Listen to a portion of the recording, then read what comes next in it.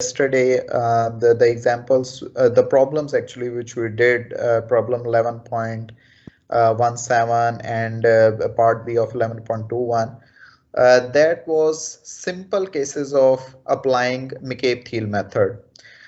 हमारे पास XF यानी कि mole fraction of more volatile component in the feed, XD mole fraction of more volatile component in the top product and XW the mole fraction of more volatile component in the bottom product was always given. इसके अलावा हमारे पास R भी given होता था which is equal to ln over d. वहां से हम जो टॉप ऑपरेटिंग इक्वेशन है और जो बॉटम ऑपरेटिंग इक्वेशन है उनमें से जो ln, vn, vm और lm वो हम निकाल लेते थे, उसको अप्लाई कर देते हैं. आपको पता है कि वो जो टॉप operating line है that is drawn between the 2 points xt and 0 dxd over vn, वो हमने मालूम कर लिया. फिर हमने bottom operating line draw करने के लिए we need xw 1 point and the second point is the slope. point की जगह हम slope use कर लेते हैं lm over vn. We can also use the point which is equal to minus wxw over vm.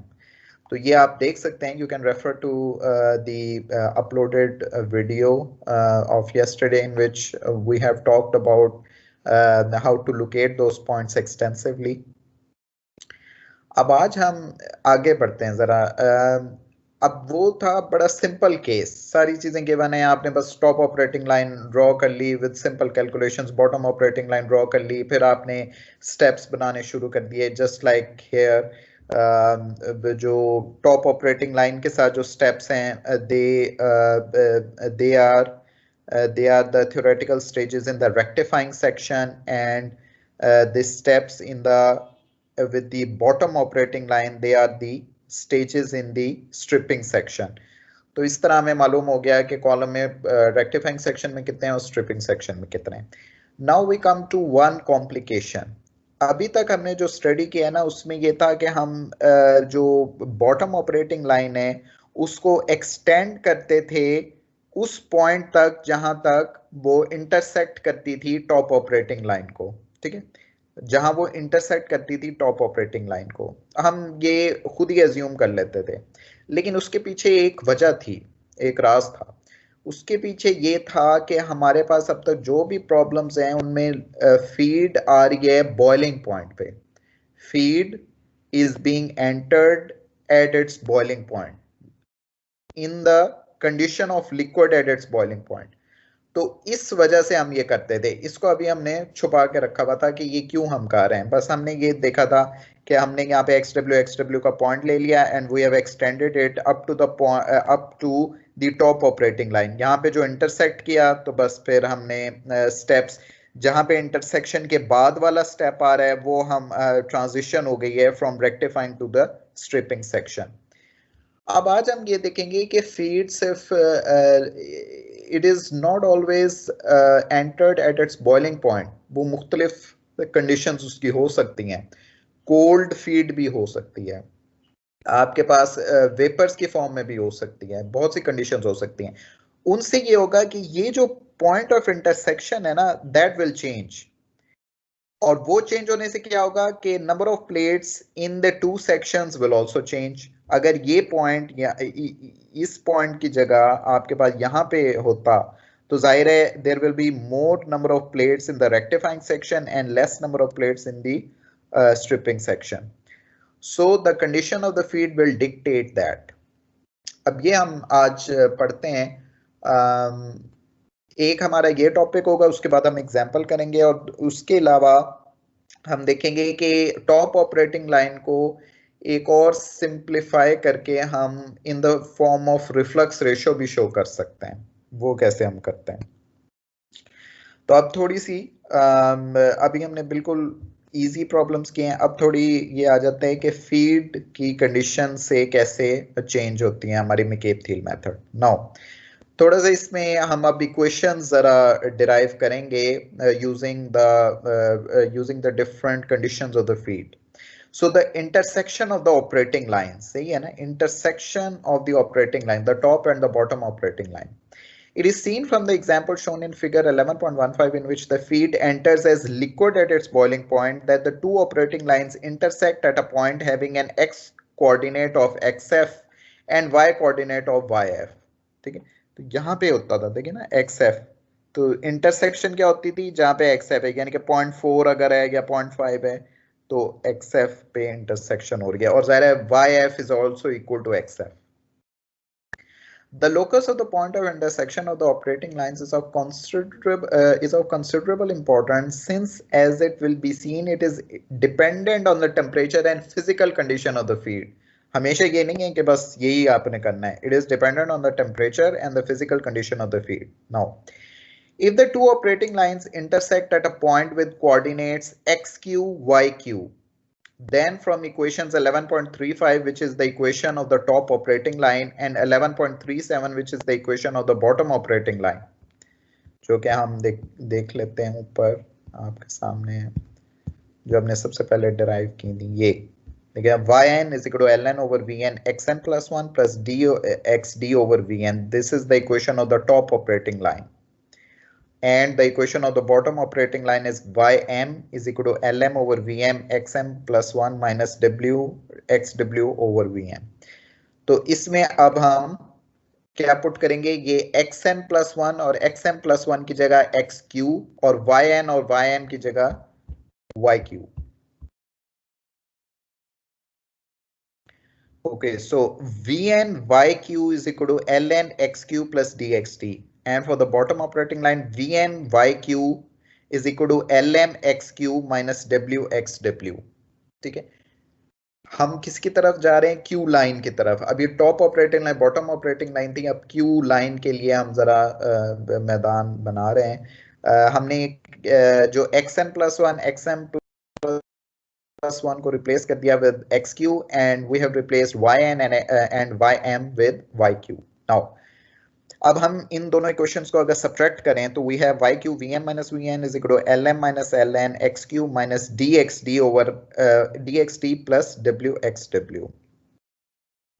A material balance over the feed plate gives, अब feed plate में आपके पास क्या एंटर हो रही है, feed. F is entering, ln is coming down from the plate above the feed plate, right? Vm, the vapors are coming up from the plate below the feed plate, right? ln is the liquid going down from the feed plate to the below plate. Vm is the vapor going up from the feed plate to the above plate. So this is input into the feed plate and this is output of the feed plate. From there we have Vm minus Vn is equal to Lm minus Ln minus F, right? Now to obtain a relation between Ln and Lm, it is necessary to make an enthalpy balance over the feed plate and to consider what happens when the feed enters the column. अब ये चीज समझने के लिए important है to have the concept.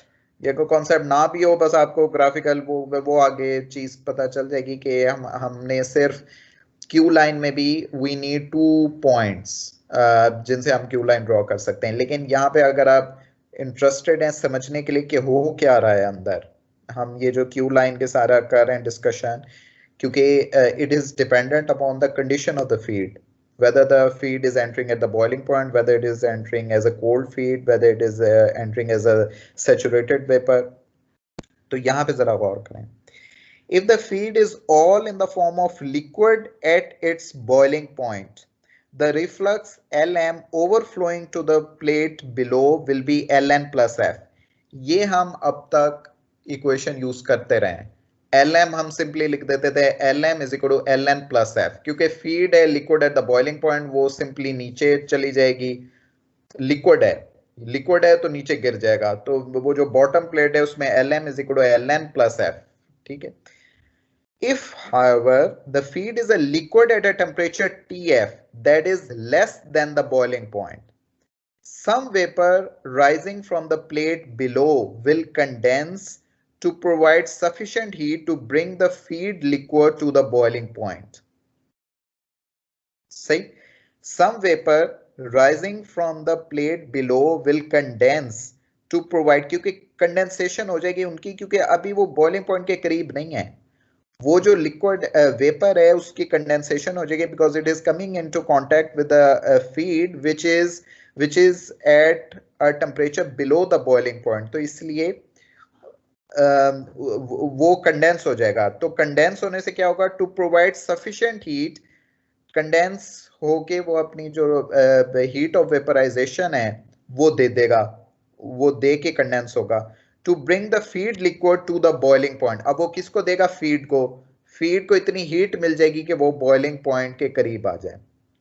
Now if HF is the enthalpy पर मोल of feed, ये जो फीड हम दे रहे हैं अगर उसमें उसकी जो इंथॉल्पी है, यानी कि जिस टेम्परेचर पे फीड आ रही है उसकी इंथॉल्पी को डिनोट किया जा रहा है HF से। And HFS is the enthalpy of 1 mole of feed eight its boiling point. अगर वो फीड बॉइलिंग पॉइंट पे हो तो उसकी इंथॉल्पी कितनी होती है, वो है HFS। लेट्स से कि आपके पास जो मिक्सचर है, बाइनरी मिक्सचर, उसका बॉइलिंग पॉइंट है 350 केल्विन। तो 350 केल्विन पे जो उसकी इंथॉल्पी होती है that is HFS, and let's say उसको हम एंटर कर रहे हैं 320 केल्विन पे, तो 320 केल्विन पे जो उसकी इंथॉल्पी है that is denoted by HF। Then the heat to be supplied to bring feed to the boiling point is F into HFS minus HF. तो ये जाहिर है it's a common sense that HFS minus HF, इसको ले जाने के लिए boiling point में जो difference in the heat in the enthalpies multiply by जितने भी आपके पास मोल्स ऑफ फीड हैं, क्योंकि ये जो डिफरेंस है that is related to 1 mole of feed multiply by total number of moles of feed, and the number of moles of vapor to be condensed to provide this heat is F HFS minus HF divided by lambda, where lambda is the molar latent heat of the vapor. Okay, so the reflux liquor is then, अब हम क्या करेंगे कि ये जो हमने equations बनाई हैं इसमें जरा पुट कर देंगे। अब सबसे पहले तो ये है कि हम अभी तक क्या कर रहे थे, Lm is equal to Ln plus F, अब चेंज हो जाएगी। When the feed is not at its boiling point, then Lm will be equal to Ln plus F plus F HFS minus HF over lambda। ये चीज हो गई, क्योंकि this is the total amount which will be converted into liquid, क्योंकि वो जो vapour में convert हुई है वो उसको अब लिक्विड में कन्वर्ट करेगी। फीड को जितनी होगी उसमें वो जो बॉटम प्लेट है उसमें वो ऐड होगा, यानी कि Ln plus F plus the vapors which are being condensed into liquid, right?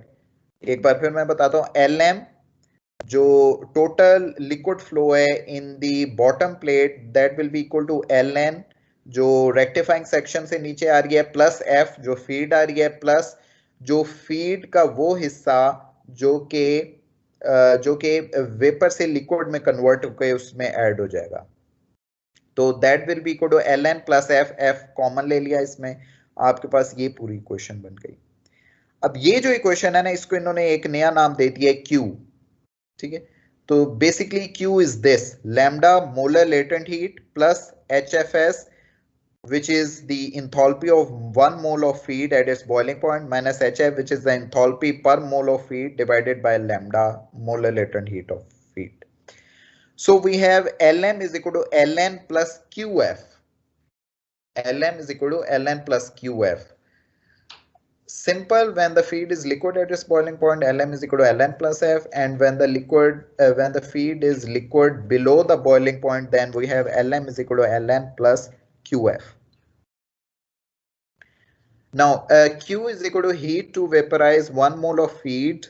What is Q? Q is the heat to vaporize 1 mole of feed over molar latent heat of the feed. So, thus from equation 11.43 और Q हमें पता चल गया कि ये हम mathematically इस equation से हम Q निकाल सकते हैं। Thus from equation 11.43, अब ये जो इक्वेशंस हमने डिराइव किए हैं इनमें ये जो इक्वेशंस हैं 11.44 इसको हम पुट करेंगे तो from equation 11.43 Vm minus Vn is equal to QF minus F. So Lm की जगह हम जब ये पुट कर देंगे Ln plus QF, we have this QF minus F. Now a material balance of the more volatile component over the whole column gives, ये familiar equation है जो हम देखते हैं, Fxf is equal to dxt plus Wxw. अब देखें ऊपर ये जो इक्वेशन पे गौर करें, इक्वेशन 11.42, इसमें हमारे पास बिल्कुल यही चीज है, dxd प्लस wxw. इस ये नेगेटिव साइन के साथ है, इसको अगर हम लेफ्ट हैंड साइड पे ले जाएं और ये जो yq vm माइनस vn है इसको राइट साइड पे ले जाएं और vm माइनस vn को रिप्लेस कर दें with qf minus f, then QF minus F के साथ VM माइनस VN को रिप्लेस करना है और LM को रिप्लेस करना है with this LN plus QF और फिर LM वहां पे चला जाएगा, LM minus LN is equal to QF. तो we are actually replacing VM minus VN and LM minus LN in this equation and we are हम DXD plus WXW को left hand side पे लेके जा रहे हैं. तो फिर हमारे पास फाइनल इक्वेशन क्या बनती है, we have this equation, F Q minus 1 Y Q is equal to Q F X Q minus F X F. और इसको जब रीअरेंज करें in the form of equation of straight line, then we have Y Q is equal to Q over Q minus 1 X Q minus X F over Q minus 1. So this is the equation of straight line और this is the equation of the Q line. This equation is commonly known as the equation of the Q line. Y is equal to mx plus c. So here we have the slope q over q minus 1 and intercept xf over q minus 1. जी, तो अब हमने मालूम करना है कि इसको आसानी से कैसे ड्रॉ किया जा सकता है. तो वो देखें, if X Q is equal to X F, अगर हम एक्स क्यू को एक्स एफ में पुट कर दें, then Y Q also becomes X F. So we have the first point. अगर इसको देखें एक्स एफ कर देंगे तो आप देख लें Q over Q minus 1 X F minus X F over Q minus 1. So Y Q will also become equal to X F. Thus the point of intersection of the two operating lines lie on the straight line of slope q over q minus 1 passing through the point xf xf, right? When yq is equal to 0, yq को अगर 0 के equal करें तो क्या हो जाएगा कि q over q minus 1 xq will become equal to xf over q minus 1. इसको हम लेफ्ट हैंड साइड पे ले जाते हैं तो q minus 1 दोनों तरफ हैं, ये कैंसिल हो जाएंगे. We have xq is equal to xf over q. So when yq is equal to 0, xq becomes equal to xf over q. The line may thus be drawn through two easily determined points. अब हमारे पास दो point कौन से आ गए, xf और xf over q and 0. So from the definition of q it follows that the slope of the q line is, ठीक है. अब ये तो इन्होंने फिर एक्सप्लेन किया है, लेकिन हमारे पास जो क्रक्स है इस सारे का वो क्या है कि ये हमने इक्वेशन डिराइव की है और उससे हमारे पास जो दो पॉइंट्स आए हैं क्यू लाइन को ड्रॉ करने के, वो हैं एक्सएफ एक्सएफ, जैसे टॉप ऑपरेटिंग लाइन कैसे होती थी XD XD and 0 dxd over vn. इसी तरह bottom operating line xw xw 0 and minus w xw over vn. इसी तरह जो Q लाइन है वो हमने कैसे ड्रॉ करनी है, XF XF, ठीक है, एंड XF ओवर Q 0. तो हमें अगर Q की वैल्यू पता चल जाए, XF तो नॉर्मली गिवन होगी आपके प्रॉब्लम स्टेटमेंट में, एडिशनल जो चीज है वो Q है. अगर हमें Q की वैल्यू फिर यानी कि ये सारी चीजें जो हैं latent heats and the heat enthalpy of the feed, enthalpy required at the boiling point, ये सारी चीजें मालूम होना जरूरी है in order to calculate Q. Once Q has been determined, then we can easily draw the Q line. ठीक है. अच्छा, अब इन्होंने कहा कि चूंकि मुख्तलिफ जो फीड होती हैं उस पे वर्क करके ये पता चला है कि there can be 5 different situations of feed. If the feed is a liquor, then Q will be greater than 1. It can be 1.3, it can be 1.6. So Q line will have this positive slope. If the feed is at the boiling point, जो कि हम देख चुके हैं, Q will be equal to 1 and the Q line will be vertical. और ये देखें आपके पास जो एग्जाम्पल थी इसमें देखें वर्टिकल है तो फिर पॉइंट ऑफ इंटरसेक्शन ये आपके पास स्ट्रेट है इसमें, यानी कि आपके पास वर्टिकल है, that is why its coordinates are xf and yf. अच्छा, feed can be partly vapour, मतलब कि कुछ वेपर्स हैं कुछ लिक्विड हैं.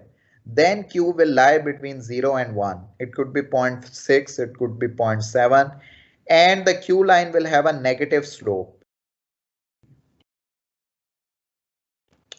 Now, feed can be saturated vapor. Saturated vapor means के at the boiling point, at a particular pressure, यानी कि 100 डिग्री सेंटीग्रेड पे 14.7 psi पर होते हैं सैचुरेटेड वेपर बनते हैं. इसी तरह according to the steam table आपके पास वाटर के और किसी भी कंपाउंड के इसी तरह बनेंगे या मिक्सचर के. तो Q will be equal to 0 in this case and the Q line will be totally horizontal. So now and then if the feed is in the form of superheated vapor, यानी कि उसी pressure, एक pressure पे आपके पास अगर temperature boiling point वाला हो तो आपको सैचुरेटेड वेपर मिलते हैं. अगर उसी प्रेशर पे जो टेम्परेचर हो वो बॉइलिंग पॉइंट से भी एक्सीड कर जाए तो आपके पास सुपर हीटेड वेपर्स होते हैं, और उस केस में Q will be less than 0. So Q line will be again in this form greater than 1. जैसे कोल्ड फीड है इसी तरह अगर सुपर हीटेड वेपर है तब Q line चेंज नहीं होगी, it will have a positive slope. अब ये देखें यहाँ पे मुख्तलिफ कंडीशंस दी हुई हैं कि हमने कैसे इसको डील करना है. ये जो ए बी है that is the top operating line and XW ये एक पॉइंट है. इससे आप देख सकते हैं कि अगर हमारे पास मुख्तलिफ कंडीशंस हैं तो कैसे ये क्यू लाइन चेंज हो जाएगी. अगर आपके पास simple liquid at boiling point है जो अब तक हम देख चुके हैं तो वर्टिकल आप एक लाइन बन गई, सही है. इसके कोऑर्डिनेट्स कैसे हैं देखें, XF इज वन कोऑर्डिनेट जो ये हो गया XF and the second coordinate will be XF over Q and 0, right? So ये आपके पास बिल्कुल वर्टिकल लाइन हो जाएगी. अगर कोल्ड लिक्विड है तो आपके जो स्लोप है दैट विल बी पॉजिटिव, तो यहाँ इस तरह स्लोप होगी. और आपने क्या करना है, चेंज क्या करनी है अब थ्योरेटिकल स्टेजेस कैलकुलेट करने के लिए कि ये जो XW का पॉइंट है ना इसको मिलाना है फिर इस पॉइंट से जहां पे Q लाइन इंटरसेक्ट कर रही है टॉप ऑपरेटिंग लाइन पे. जहां पर Q लाइन इंटरसेक्ट कर रही है टॉप ऑपरेटिंग लाइन पे वहां पे आपने इसको मिला देना है, ठीक है. अच्छा, फिर अगर पार्टली वेपर है तो आपके पास Q लाइन इस तरह आएगी और आपने फिर ये point, the point at which the Q line intersects the top operating line, इस पॉइंट से आपने मिला देना है. अगर सैचुरेटेड वेपर है it will be totally horizontal and then you will again connect the XW point with this Q line. और अगर आपके पास सैचुरेटेड वेपर हैं तो और अगर सुपर हीटेड वेपर हैं तो फिर आपके पास इस तरह की लाइन होगी और उसको अगेन आपने ये पॉइंट आपके पास आ गया, the point at which the Q line is intersecting with the top operating line, और इसको आपने मिला देना XW से. तो depending upon the condition of the feed आपके पास जाहिर है नंबर ऑफ प्लेट्स चेंज होती रहेंगी. अगर आपके पास लिक्विड एट बॉइलिंग पॉइंट है इसको समझ लें आप रेफरेंस ले लें, ठीक है. अच्छा, अगर कोल्ड फीड है तो आप यहाँ पे देख सकते हैं कि जो स्ट्रिपिंग सेक्शन है ना, स्ट्रिपिंग सेक्शन में नंबर ऑफ प्लेट्स बढ़ जाएंगी और रेक्टिफाइंग सेक्शन में कम हो जाएंगी. और लॉजिकली भी ये बात ठीक है, फीड अगर है तो वो आते ही नीचे चली जाएगी, स्ट्रिपिंग सेक्शन में। अब स्ट्रिपिंग सेक्शन को ज्यादा काम करना पड़ रहा है। स्ट्रिपिंग सेक्शन क्या होता है? Where the conversion of liquid to vapour takes place. उसको ज्यादा काम करना पड़ेगा तो वहां पे ज्यादा प्लेटें लगेंगी। तो अगर जो फीड है वो लिक्विड है, then the stripping section will be overloaded, will have to do more work and more plates will be required in that section in that section as compared with the rectifying section. अच्छा, अब partly vapour है, जितना भी वो vapour की form में ज्यादा जा रहा है, यानी कि partly vapour, then saturated vapour, then super heated vapour, तो फिर आपके जो रेक्टिफाइंग सेक्शन है उनमें प्लेट्स बढ़ रही हैं और स्ट्रिपिंग सेक्शन में कम हो रही हैं। ऑब्वियसली स्ट्रिपिंग सेक्शन का काम क्या है? Conversion of liquid to vapour. वो पहली वेपर की फॉर्म में तो आपको बहुत कम प्लेट्स चाहिए होंगी in the stripping section. Most of the work will be done in the rectifying section. So depending upon the condition of the feed जो आप खुद सेट करेंगे, अगर आप डिजाइन कर रहे हैं डिस्टिलेशन कॉलम, तो आपकी जो प्लेट्स की डिस्ट्रीब्यूशन है वो चेंज हो जाती है।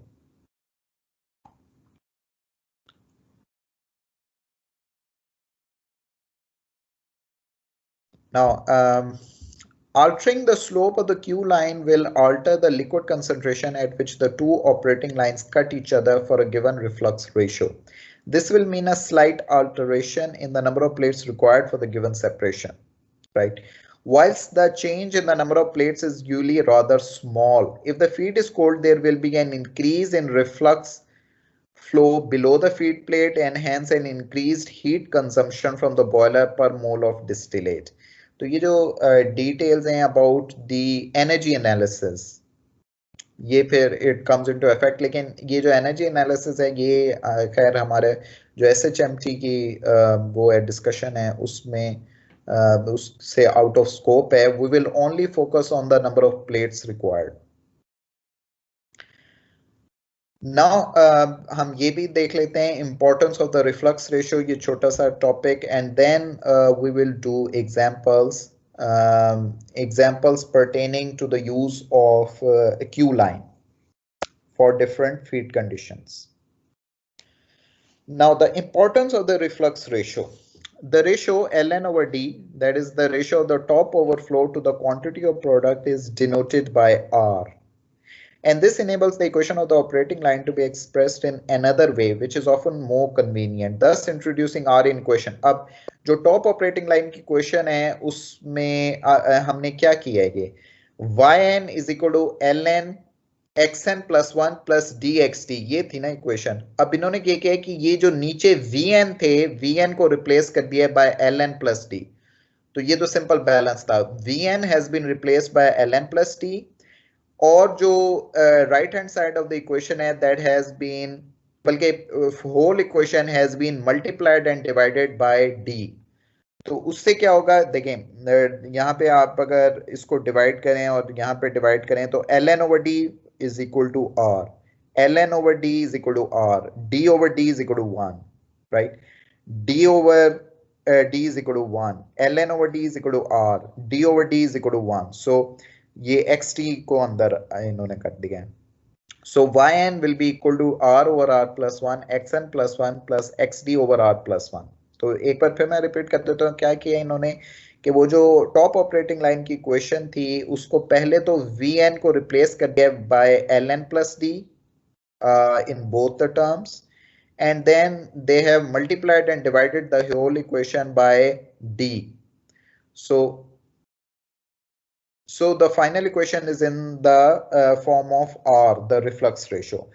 तो ये इक्वेशन भी हम यूज कर सकते हैं इंस्टेड ऑफ दिस।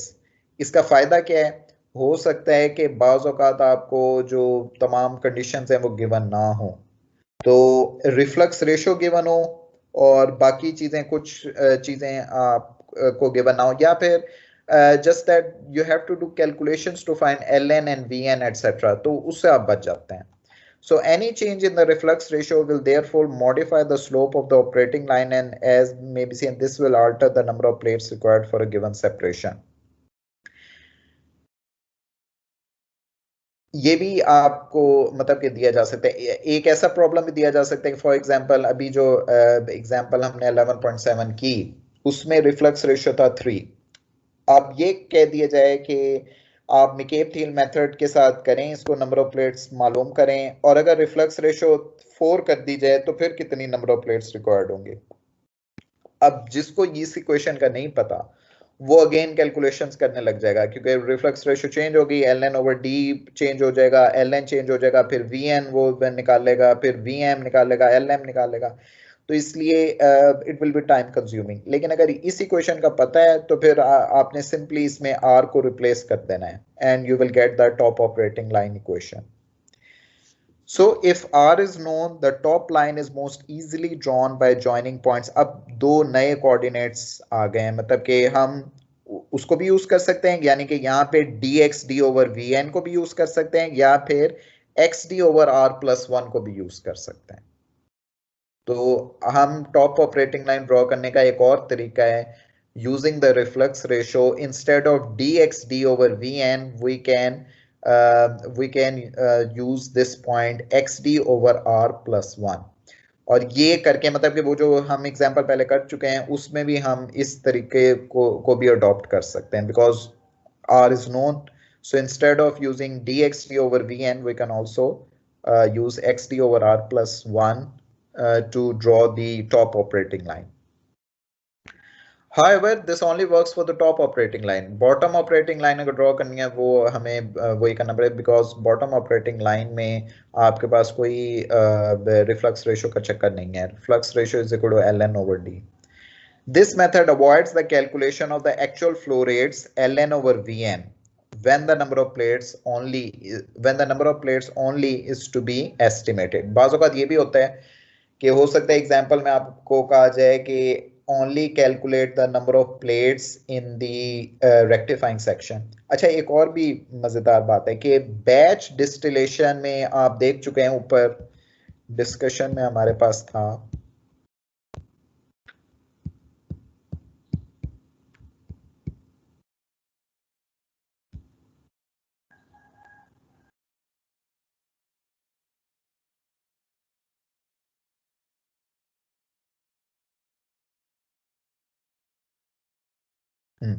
ये देखें जरा. For the separation of small quantities of mixtures, a batch still may be used. Here the column rises directly from a large drum which acts as a still and reboil and holds the charge of feed.